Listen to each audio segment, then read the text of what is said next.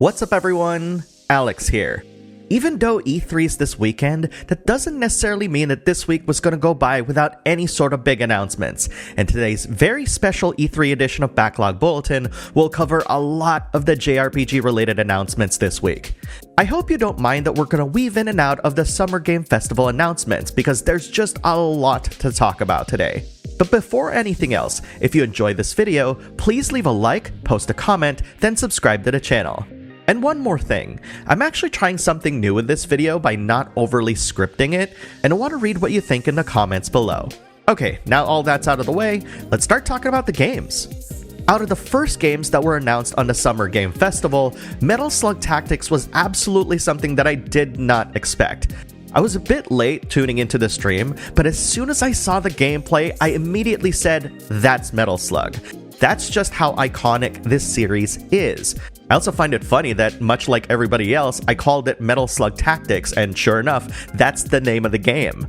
Now, if you hung out with me a lot on our Backlog Battle Discord, you know that I'm not such a big fan of tactical RPGs. But Metal Slug is known for its action gameplay, and what are the elements of action games? Well, they're really easy to pick up and play.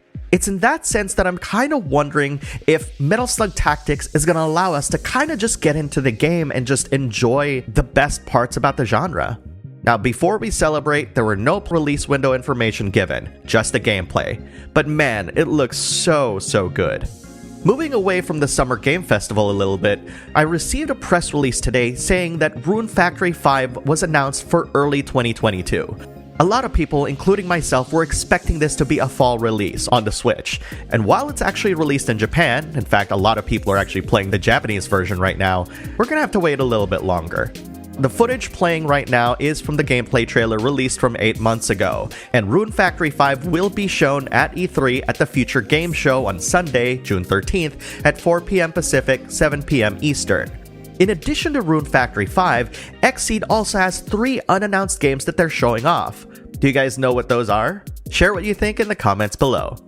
Going back to the Summer Game Festival, Mediatonic announced that there will be a brand new 2B costume, yes, that 2B, in Fall Guys that's going to be released on June 18th. I know at least one hardcore fan is rolling in his grave right now thinking like, oh man, it doesn't look great, but hey, this is all for fun and games. Even Yoko Taro tweeted something cheeky about it. But this brings up some very important questions. Like, is 2B's appearance in Fall Guys canonical? What does this mean for the larger Nier universe as a whole? Okay, I'm kidding. Or am I?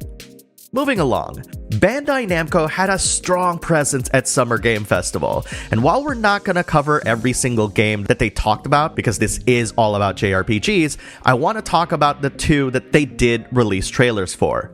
Playing in the background right now is the newest trailer for Tales of Arise, which introduces Dohalim and Kisara. Seeing Dohalim's gameplay gives me a strong Middle Eastern vibe, and I really loved what they showed of him. But much like everyone else on the internet, I absolutely love Kisara because she's a shield maiden, paladin, whatever you call her, and I am usually not into those kinds of characters. In fact, even in Final Fantasy XIV, I try to avoid playing a paladin as much as I can because I just don't like the class. But the combos that they showed off for Kisara just looked so good that it just made me dream up of gameplay scenarios and combos that I can use her skills on, and that's really freaking cool. That being said, I will try out Dohalim as much as I can because so far, the cast of Tales of Arise, in my opinion, one of my favorites so far in the series. I know the game's not even out yet, but they're so diverse, they're so interesting to look at that I can't wait to see what their stories are all about. Again, in case you don't know when it's coming out and what platforms it's releasing, it's coming out on PS4, PS5, Xbox One, Series X and S, PC on September 10th, 2021 in the West. Another JRPG that I honestly didn't even know was a turn-based JRPG was Monster Hunter Stories 2. We haven't gotten a lot of gameplay footage of the battle system and everything else in the game, mostly really story, and this new trailer is yet another story trailer. That being said, I did a little research on the original Monster Hunter stories, even realizing that somehow Capcom ported Monster Hunter Stories 1 onto iOS when I was looking for games to play the other day. And while I won't buy that version because I really want to just try the game out fresh, I do find it interesting that it is very much similar to Pokemon. And to be quite honest, I don't look at Monster Hunter for storytelling. And so with this kind of game, I feel like the stories moniker is fitting because now I'm kind of curious how well they could tell a story.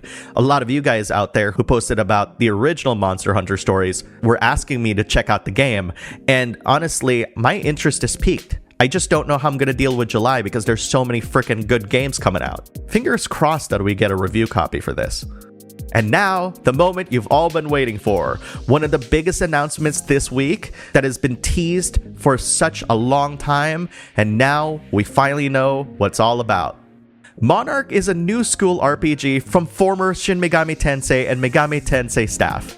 I know, I'm sorry, I know you were expecting Elden Ring, but we'll get to it shortly.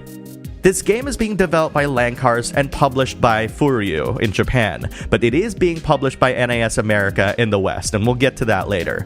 What's really fascinating about this game is that it'll have multiple endings, and each of the 4 characters that's featured in the trailer actually have kind of like different routes for their story, and you can kind of affect them based off of choices that you take as you're playing the game. This basically means that you have to play through the game multiple times, and thankfully you can actually skip through routes and advance in different ways. Unique to this game is an ecosystem that's based off of the 7 deadly sins, and your affinity towards each sin is dependent on the choices you make in the game. And while I did say that this does affect some of the storytelling that's happening in the game, it also affects how your character is built, because depending on your ego composition, you'll be able to change into a demonic fiend of your own design based off of your alignment. I wasn't too clear on the battle system because there's a lot of like, ooh, free movement and all that stuff, but just based off of the gameplay footage, it kind of looked like a tactical-based system. As far as NIS America's involvement is concerned, they did confirm that it will release in early 2022 on Nintendo Switch, PS4, PS5, and PC. And in addition to the requisite English localization, it will also feature English voiceovers. Okay, now that that's all taken care of, let's talk about Elden Ring, which is coming out January 21st in 2022 for PS4, PS5, Xbox One, and Series X and S and PC.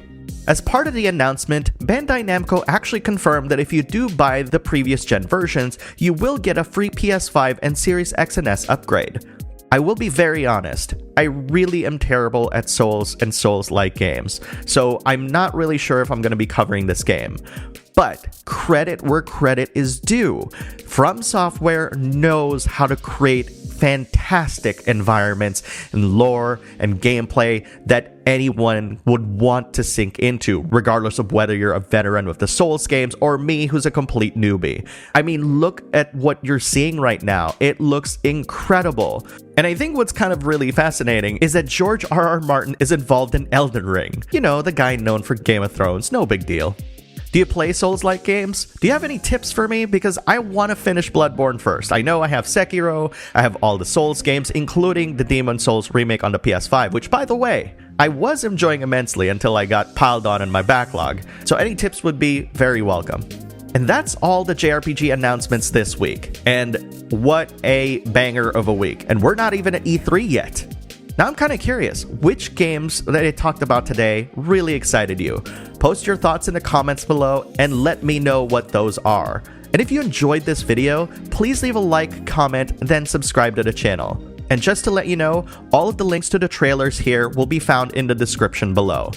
And lastly, I hope you enjoy this kind of delivery. It's very spontaneous and more energetic and stuff. And I do want to hear what you think of it in the comments as well. I know it's a lot of things to put in the comments, but I have faith that you'll be able to put this all in there. At any rate, thank you very much for joining me today, and I hope to see you guys next week for more JRPG news. See ya.